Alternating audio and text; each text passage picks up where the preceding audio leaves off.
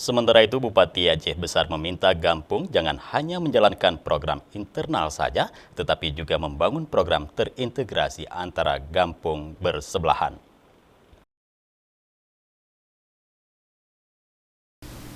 Hal tersebut disampaikan Bupati Aceh Besar Muwardi Ali di hadapan ratusan peserta Musrenbang RKPD tahun 2021 di Kecamatan Indrapuri, Senin siang.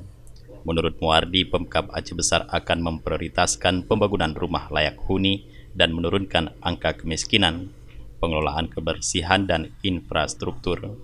Bupati juga mengungkapkan bahwa data dan grafik kemiskinan tidak bisa dibuat-buat tetapi akan terlihat dalam statistik nasional. Oleh karena itu, anggaran daerah sebagai stimulus untuk mendorong menekan angka kemiskinan hanya mampu berdampak maksimal 15%.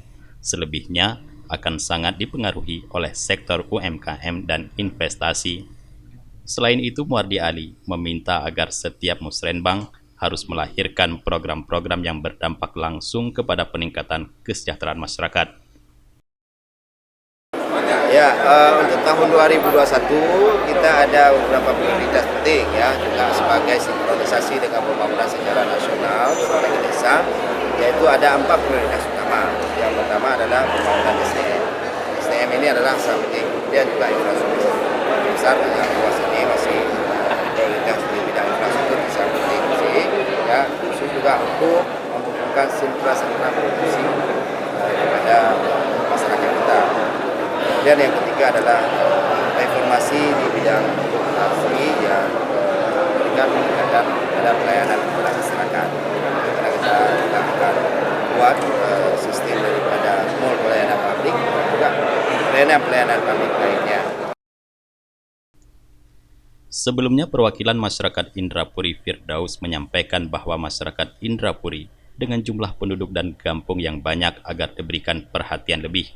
Musrenbang tersebut merupakan tindak lanjut dari hasil musrenbang di tingkat kampung yang hasilnya nanti akan menjadi prioritas pembangunan dan akan masuk dalam pembahasan musrenbang Kabupaten Aceh Besar untuk program pembangunan tahun depan.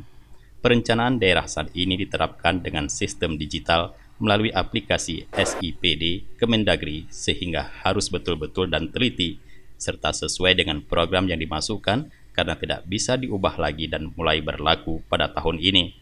Dari Aceh Besar, Tim Liputan Aceh TV melaporkan.